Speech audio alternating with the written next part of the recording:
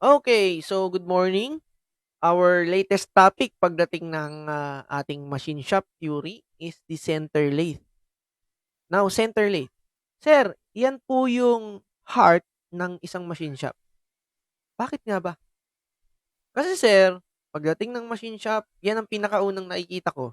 Nasa harapan niya ng machine shop. Yes, but to tell you straightforward, bakit siya naging heart of a machine shop is that a lathe machine, an engine lathe, center lathe, or whatever lathe, can do a lot of job. It can do the job of the milling machine, the slaughter machine, the gear hub, etc. etc. Ano lang po ang hindi niya kayang gawin? Welding. Pero pwede kang mag-welding habang nakasalang sa iyong lathe machine, yung iyong workpiece. Okay? So I have tackled about on the previous lessons yung origins of your lathe machine. Okay? So this is just a refresher course para mas familiarize kayo. This is an in-depth refresher course pagdating ng center lathe.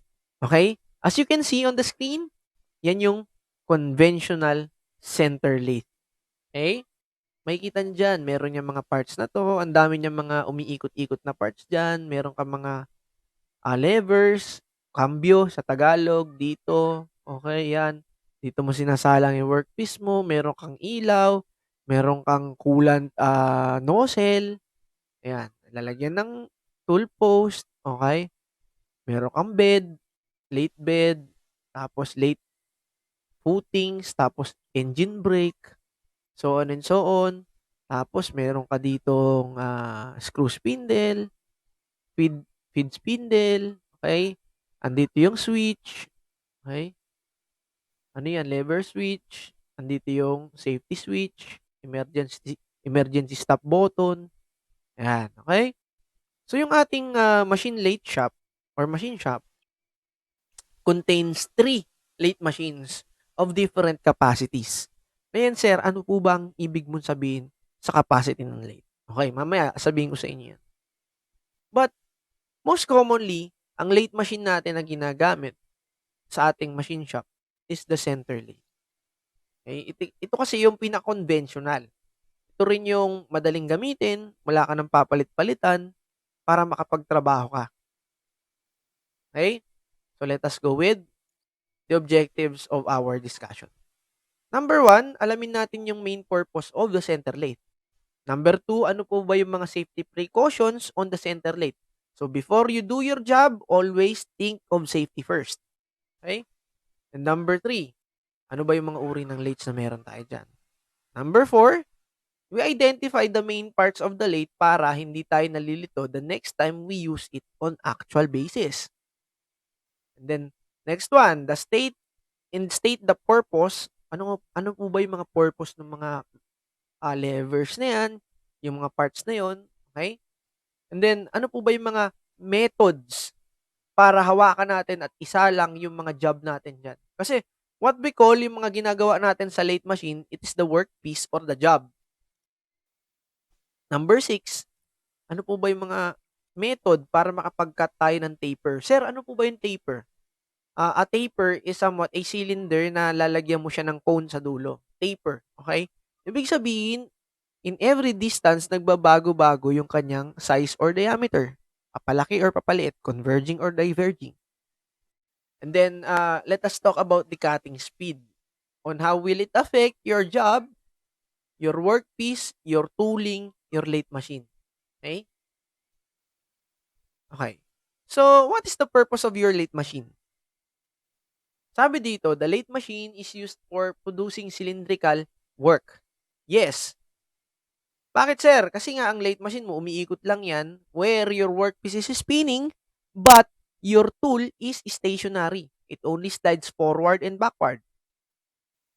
Tandaan niyo yan ha, yung mga keynotes natin dyan. Huwag niyo kakalimutan kasi yan is ma-encounter nyo pagdating ng inyong board exam on machine design. Okay? Part of machine design yan kasi machine elements eh. The workpiece is rotated while the cutting tool movement is controlled by a machine or an operator. Ano ibig sabihin ng machine or an operator? Puwedeng it is controlled automatically within your machines with the proper gearing and then feed rates, or you can control it manually using the spindles na meron ka riyan, okey? So, may pinagkaiba ang output ng machine controlled or automatic sa manual. Ano po ba 'yun, sir? Automatic feeding, pagdating ng makina mo, you will create a finer, smoother surface.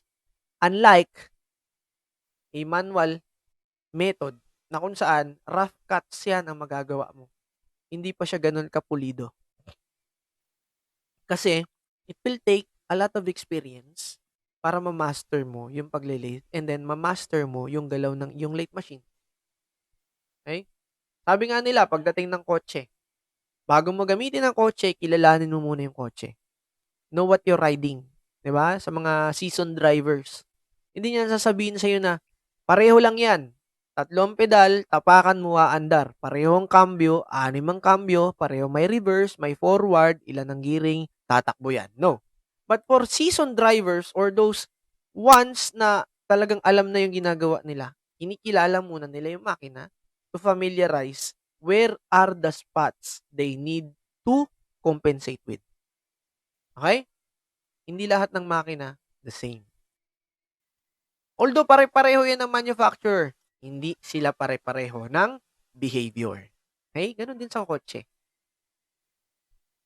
Now, for the center lathe, lathes may be operated directly by people, manual method, or it can be computer controlled. Okay? Computer controlled lathe machines. Anong tawag dito? Computer numeric control machines, where they use a certain machine language. That machine language is sometimes it is the G codes, ayusin natin yung sulat ko. G codes, yan. It is based on the placement of X, Y, Z axis in terms of 0 point, calibrated into millimeters or microns. So, pwede mo i-program yun using programming language or the design language like CAD, SolidWorks, or anything na pwede mong gamitin to create a certain figure. Now, before we use the lathe machine, siyempre kailangan mo natin alamin yung mga safety precautions bago natin siya gamitin, 'di ba? Lagi kong sinasabi, number 1, before you enter the machine shop, okay? Ever after, okay? Kailangan nakasuot ka ng PPE. Kailangan you wear your protective eyeglasses, but don't use gloves kasi rotating 'yan. Okay, don't use gloves. Dapat i-tie down mo lahat ng iyong aprons and then magkaroon ka ng oil slick boots na merong steel toe kasi mabibigat yung mga nakasalang diyan.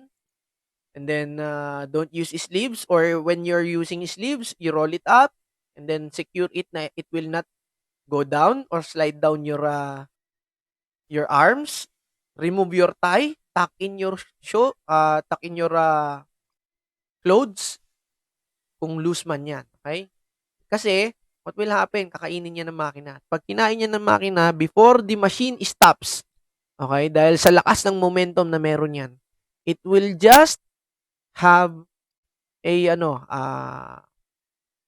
meron niyang buwelo bago siya umi-stop, bago siya mag-decelerate to full stop. Next one, never operate the machine if safety guards are removed. Ano po ba yung mga safety guards ng machine na 'yan? Pakikita ko sa inyo. Going back to the machine. The safety guards of the machine are those na nakatakip dun sa mga gears. Like this one, safety guard, ito. Tapos may safety guard yan dito na plastic para makita mo, nandito nakapatong, katulad nun sa ating machine shop. Okay? Tapos dito yung mga guards dito sa gears. Sa likod naman, meron niyang control box kung saan nandun yung mga electrical components. Huwag kang gagamit yan unless they are properly placed. Kasi ang mangyari, pwede kang kainin or pwedeng may pumasok na maliit na bagay diyan at pag pumasok yan, magpuputukan po yan. Okay, gano'n yung nangyayari. Pag it came between the tooth of two cogs or ears, mangyari is madi-displace yun, masisira yung makina mo and then maaari siyang mag-seize. At kapag nag-seize yan, siyempre sa sobrang lakas ng iyong engine or the motor, magpuputukan po lahat ng components niyan. Hey, next, never, yun, tapos na tayo, never operate. Stop the late before measure work. So, every measuring, okay, OC ka, di ba? OC. May sakit kang OC. So, you measure and measure every time and time again. So, before you measure anything on the lathe machine, kailangan i-stop mo muna siya. Hindi ka pwedeng mag-measure dyan na umiikot yung makina. Bakit? Di ba pinakita ko sa inyo noon yung inyong, caliper? What will happen kapag, nag-measure ka na gumugulong pa yung iyong engine?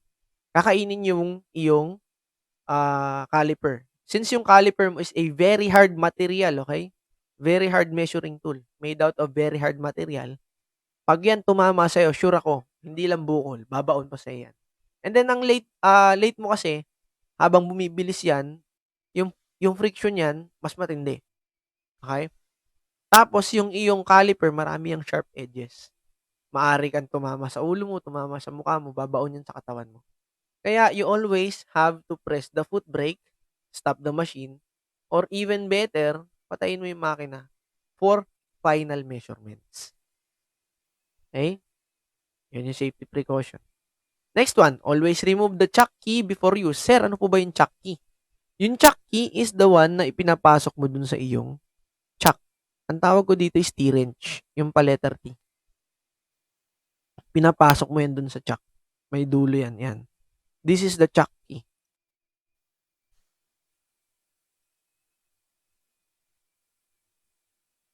Okay? Pag ito nandun sa ito yung spindle mo na sinasaksakan ng job mo na sa gitna.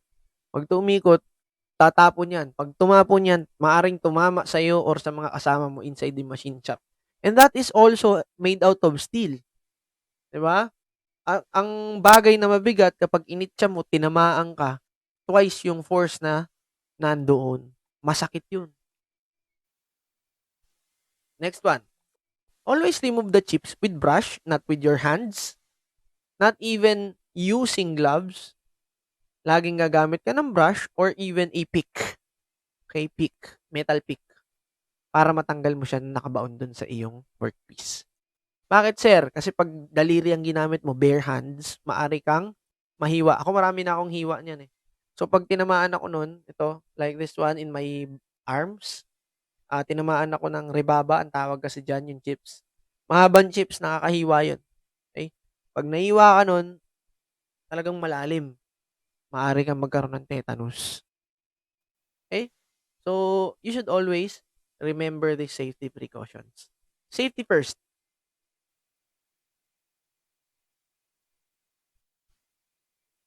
So, sabi nga ni Robin, ulit-ulitin ko, protection bago umaksyon. Okay? Kailangan sigurado. Mas maigi ng sigurista. Okay? Now, we go on with types of the lathe. There are several types of the lathe.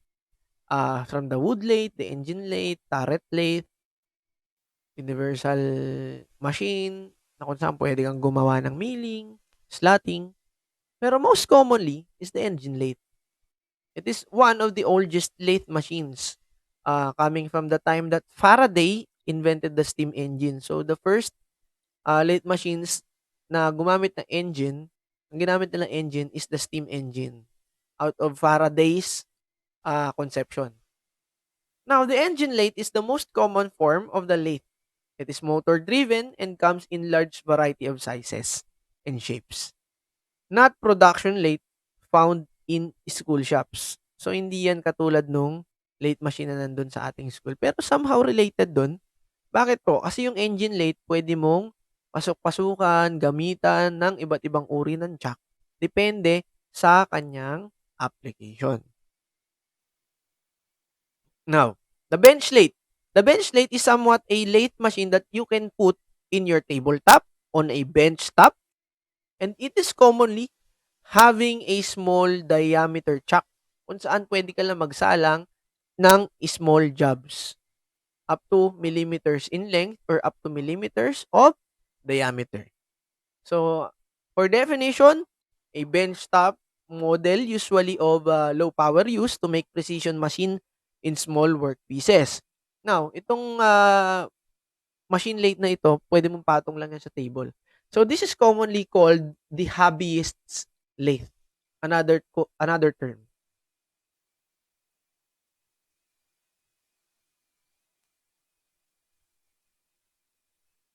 That is the other term for benchtop lathe. Ginagamit lang po yan ng mga nagtatrabaho na maliliit na bagay for hobby lang. Another one, the tracer lathe. The tracer lathe, a lathe that has ability to follow a template. So, ano po ba yung lathe na yan? So, commonly, ginagamit po ito to copy one form na hindi mo na i-measure. Eh, hindi mo na kailangan i-measure. Kakopy mo na lang yung contours nung workpiece na yon at ililipat mo dun sa, kung ito yung negative, the positive is the one that you will make on the lathe machine.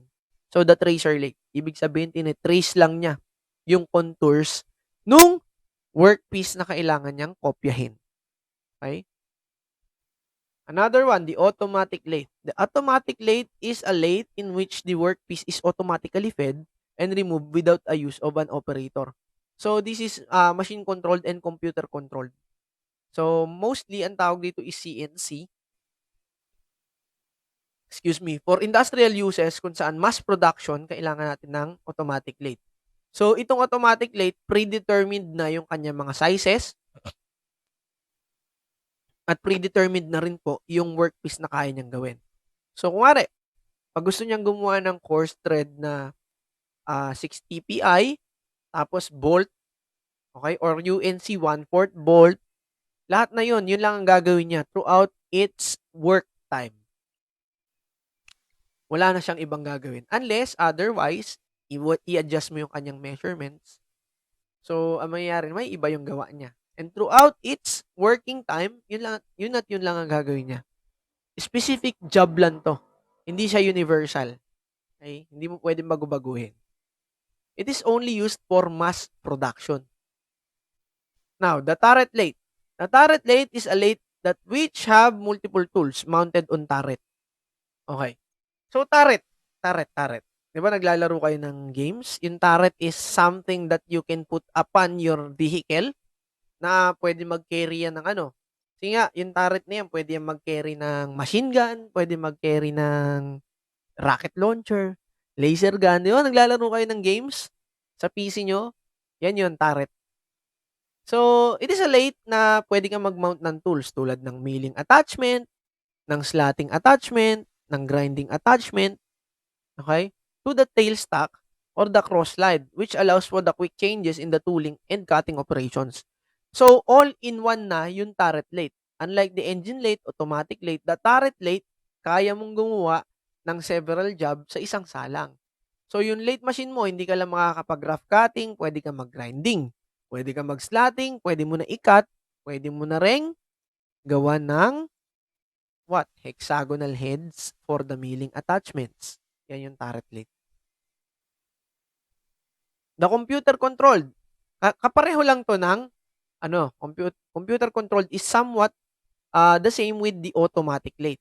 Only thing different is that yung computer controlled lathe, you can do the designs on your CAD, computer aided drafting machine, or the SolidWorks, tapos i-input mo na lang dito and it will read it in a certain format like the STL, 3D SM, okay? Step file kung saan yun yung ita-translate niya yung X and Y axis nun, yung measurement into machine language and then it will do it on its own. So, pagsalang nung iyong workpiece after a minute or two or an hour at most, lalabas na yung iyong workpiece. Meron din tayo sa school. Okay? I don't know if updated pa rin yung kanilang tawag dito. Updated pa rin yung kanilang software doon, pero kaya kong gumamit yan. Mas maganda nga dapat gumamit kayo niyan. Pwede kayong makagawa ng mga chess pieces, hindi mano-mano, automatic. Yan ang magka-cut. Tapos, yung mga toolings niya, yung mga cutting tools niya, paiba-iba na lang. Mismong siya na nagsasalang, nagpapalit-palit. Kaya nga, mas magaan gumamit ng CNC. Now, let us go for the lathe machine parts. For the lathe machine parts, okay, makikita nyo, meron tayong conventional lathe machine. Okay? Meron tayong mga gear levers where you can change the speed of the spindle. Okay? Dito mababago yon. Or you can change the orientation of the machine. Okay? Tapos dito, para itong clutch kung saan pwede mong i-disengage and engage yung kanyang spinning.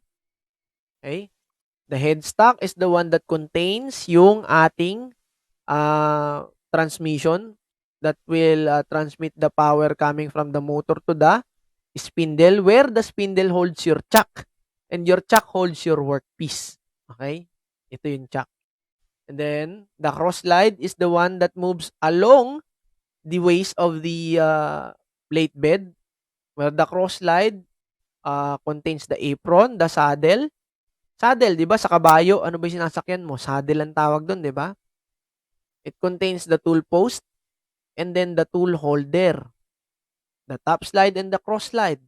Kung saan pwede mong i-abante or i-atras, forward, backward, west and east yung iyong tool. Papalapit or papalayo dun sa iyong workpiece. Now, the tailstock. The tailstock, yan yung hawak ng iyong tawag dito, yung mga tailstock attachments like the live center and dead center to maintain your workpiece into its center, hindi siya mag-bend. Diyan ginagamit yung iyong tailstock. Now, the lathe bed, it contains all the tailstock, the cross slide, the saddle, the waist. And the lathe bed commonly dictates whatever the capacity of your lathe machine will be.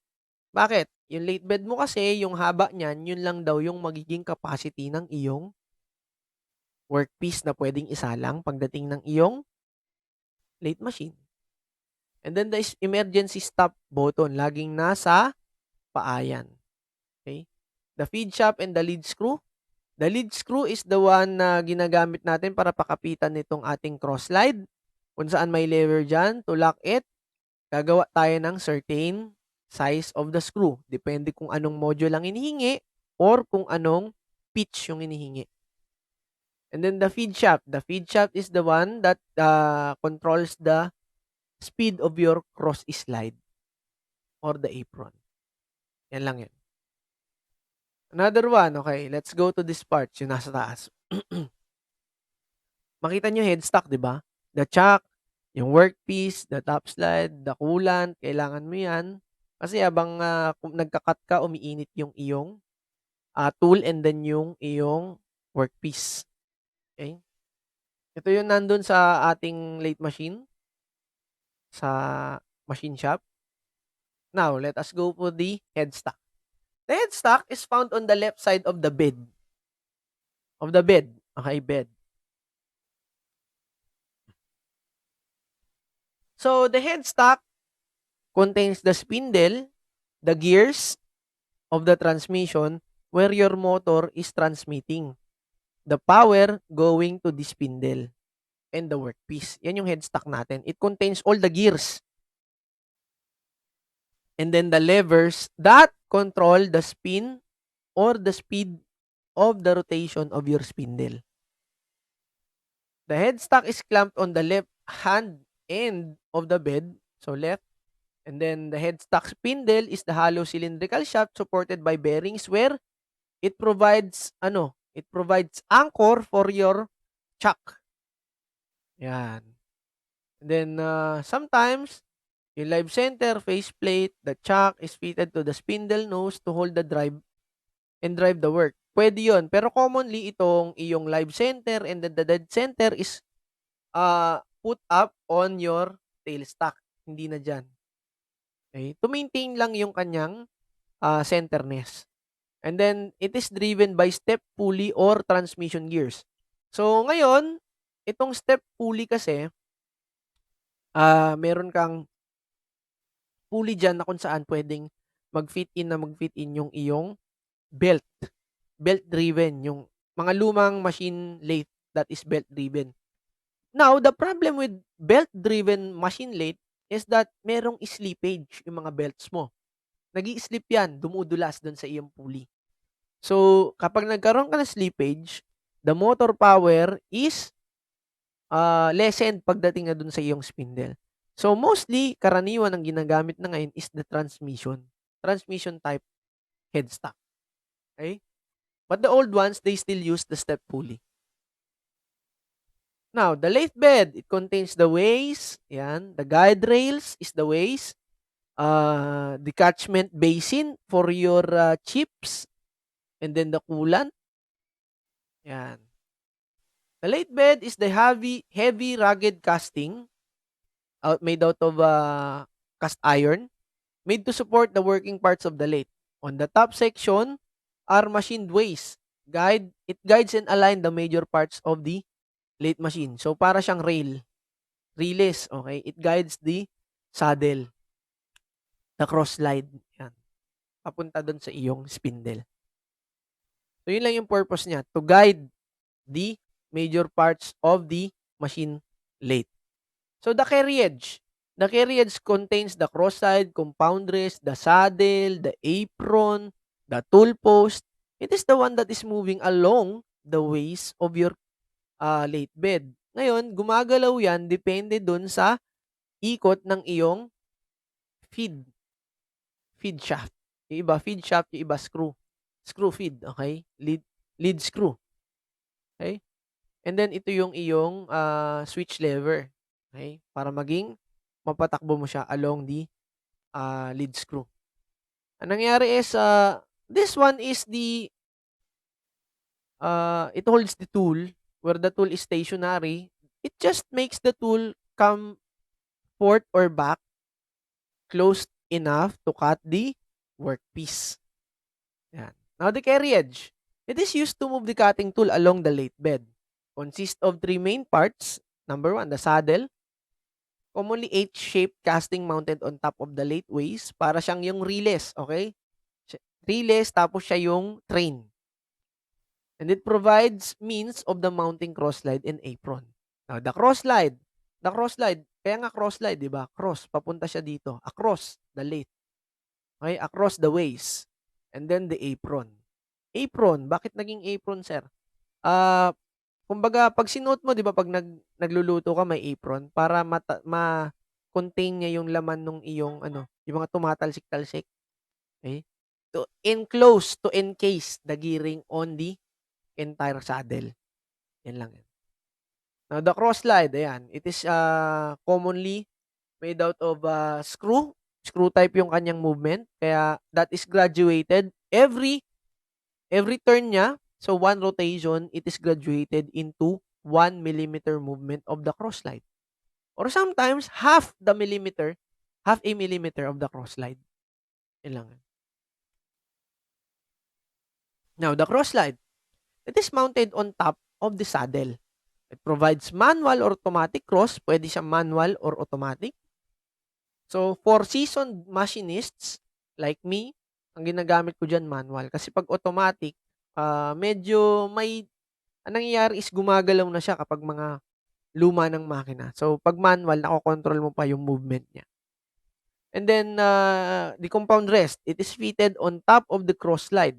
Yung compound rest na yan, pwede mong palit-palitan ng attachment. Pwedeng tool attachment, yung maghahawak ng tool post mo.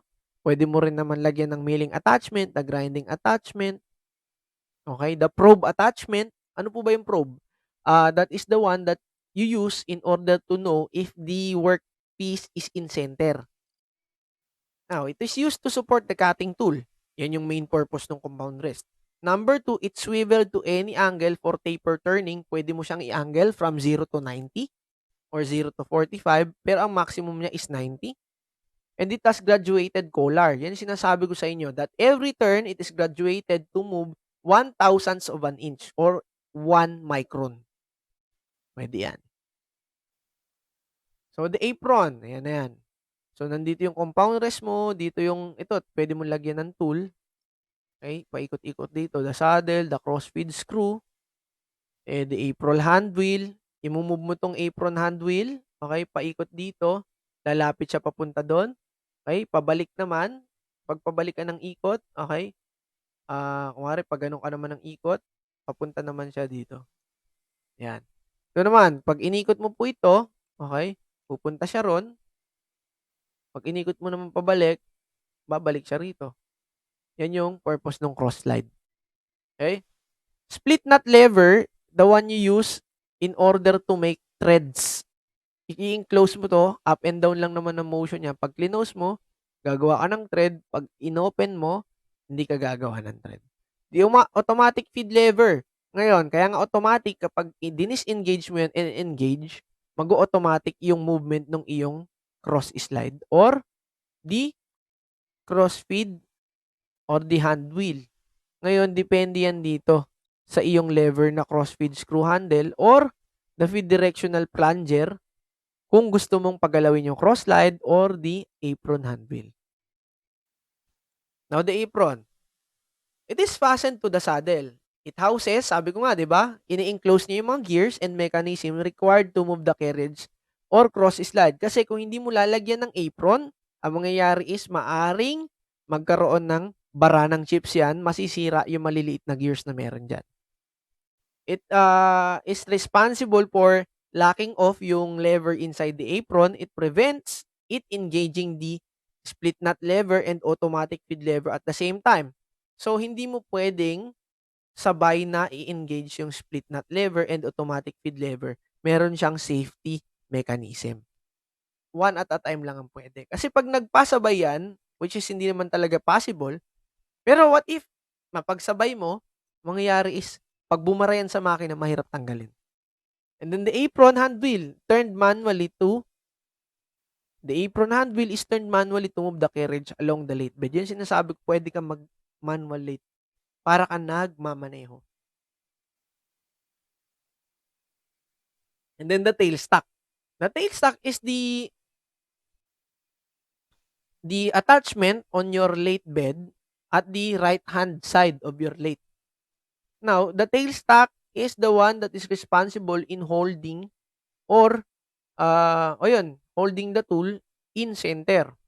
Pwede ka rin dyan maglagay na attachments for you to drill a hole to the spinning cylinder of your workpiece, or pwede mo lang dyang lagyan siya ng live center or dead center, or even pwede kang maglagay dyan ng another chuck.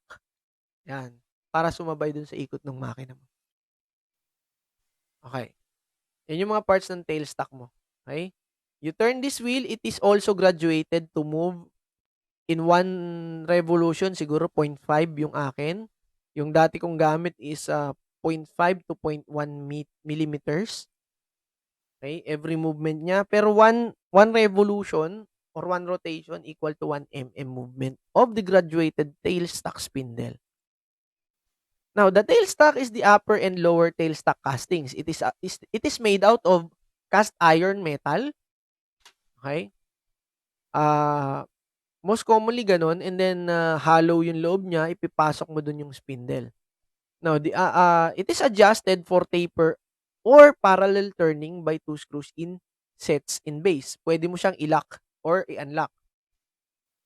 Now, the tailstock spindle has internal taper para paglagyan ng mga tang. Okay? Tang. To receive the dead center. Kasi yung mga dead center mo, kapag ordinary na cylinder siya, iikot lang siya. So, yung dead center mo, pag makita mo yung dulo niya, meron siya mga taper, Morse taper, and then tang. And then, it provides support for right-hand end of the work. Now, your tool post. Okay? Ano po ba yung tool post? Sir, yung tool post kasi, yan yung naghahawak ng iyong tool for cutting. There are 3 main types of tool post used for holding the lathe cutting tools. Ano po ba yun? The ring and rocker, the 4-way turret, and then the quick change. Ngayon, papakita ko sa inyo. Now, the ring and rocker, isang tool lang ang pwede mong ilagay dito. Most commonly, hindi ko ginagamit ito kasi papalit ka ng papalit dyan. And then, habang nagpapalit ka, tumatagal yung trabaho. And with this type of tools, With this type, yung tools are quickly adjusted and then center heighted by moving the rocker, which beds on the loose ring around the main post. The only thing that made it very complicated is that every time na magpapalit ka ng tool, kunwari magpapalit ka ng threading, magpapalit ka ng cutting, grooving, magpapalit ka ng shaping, matrabaho. Unfasten and unfasten ka, papalit-palit ka pa. So, the four-way tool post, yan. Kaya nga sinabing four-way tool post, you can have 4 cutting tools in one tool post. Yan yung kagandahan ng four-way tool post. Now, it has 4 ways or 4 sides, which allow 4 cutting tools to be held at the same time. Iikot-ikot mo lang yan. Now, the problem here is that hindi lang naman yon yung specific job na kailangan natin gamitin. But, in all machine shops that I've worked on, it is the most common tool post na ginagamit. Kasi hindi na siya papalit-papalit. Papalitan mo na lang yung tool. Every time na masisira siya, every time na kailangan mo i-grind, kung magagawa ka man ng boring, gagawa ka man ng shaping, grooving, and cutting. Yun lang yung kailangan mong gawin sa kanya. Ito yung pinaka-common. Okay? Four-way tool post. Now, today, yung mga medyo nagmamadali na sa trabaho. Okay? Thank you, Lazada. Okay? And then, thank you, Shopee. Mabibili mo na sa Shopee to. This is the quick change tool post. It is no need for packing. Okay? Anong packing, sir? Hindi mo na kailangan siyang i-screw ng screw pagpapalitan mo. Ang gagawin mo na lang dyan, you slide it and then as is, yan na yon. And then, kagandahan dito, yung quick change tool post mo kasi is a combination of your rocker and then the four-way. Bakit, sir? Kasi yung quick change tool post mo, yung mga attachments niya, pwede mong i-center by using itong mga levers na ito. And then, by using yung mga screw na nandyan, hand screw. Okay? Para ma-center mo sila. And then, nangyayari, tatanggalin mo lang ng konting ikot. Pag naikot mo na siya, pwede mo nang i-slide ito dito sa mga dovetail. Yan, dovetail ang tawag dyan. Dovetail slides. There are separate tool holders that fit the 4 faces of the main block and are easily removed. Kaya yan, kung marami kang cutting tools, gumamit ka ng quick change tool post. Kasi pasok ka lang ng pasok, pasak ka lang ng pasak, palit ka lang ng palit. Okay? It is used for easy setting of the tool.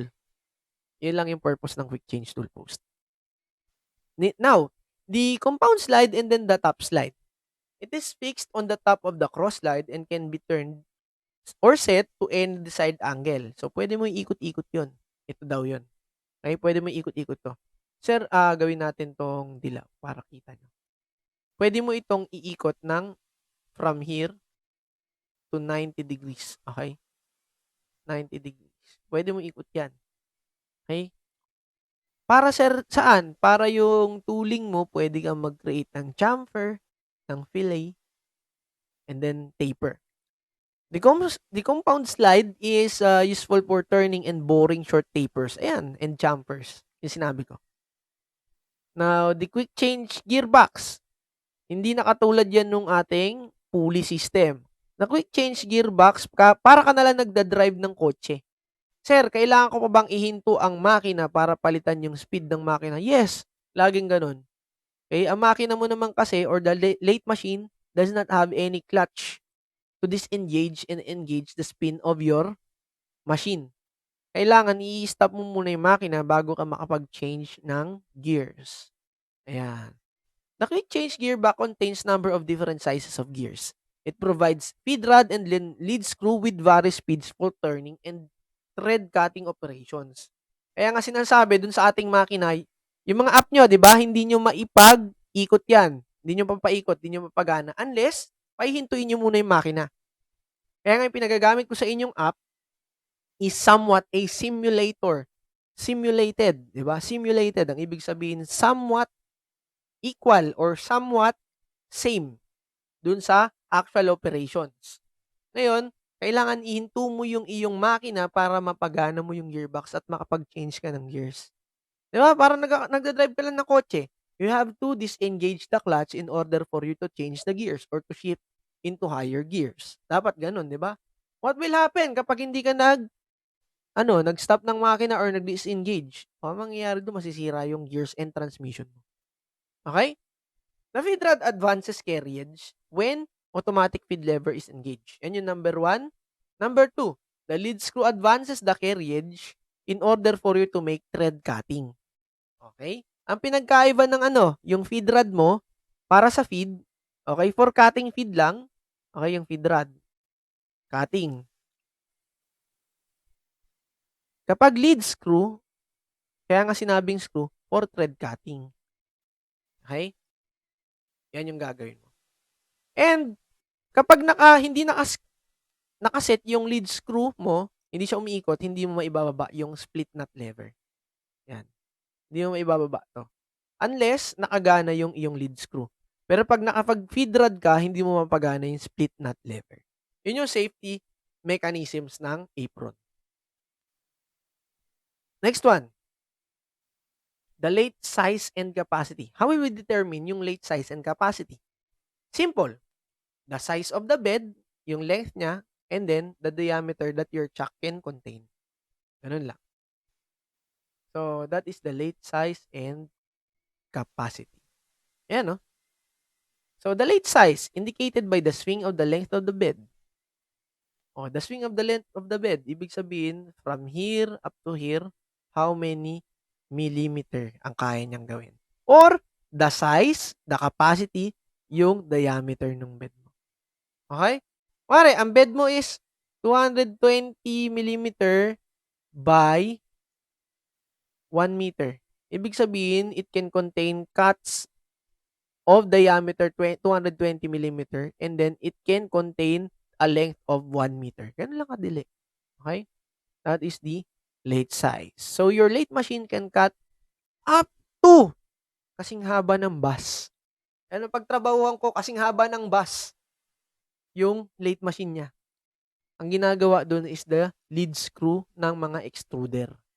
Okay, so another discussion pagdating nun. Ayan, ganyang kahaba. Hindi naman ganito kahaba pero medyo parang ganito na rin yung mga napagtrabahuhan ko nung ako nagtatrabaho pa sa mga makina. Okay? Ayan, napakalalaki. So, that will be all for the lathe machine. So, let us talk about the cutting speed after a short break. Okay?